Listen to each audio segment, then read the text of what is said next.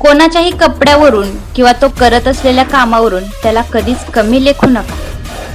कारण माणसाची किंमत त्याच्या पैशावरून किंवा कामावरून ठरत नसते.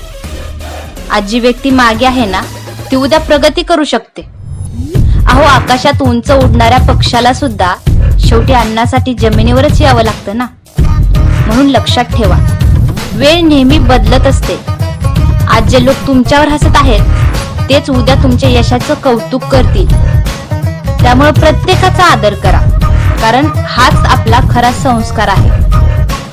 जी माणसं झाडं लहान असताना त्याला तोडवतात ना, तीच माणसं ते झाड मोठं झाल्यावर त्याच्या सावलीत उभं राहतात.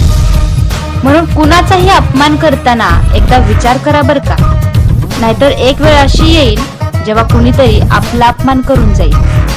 विचार आवडल्यास लाईक, शेअर आणि सबस्क्राईब करायला विसरू नका.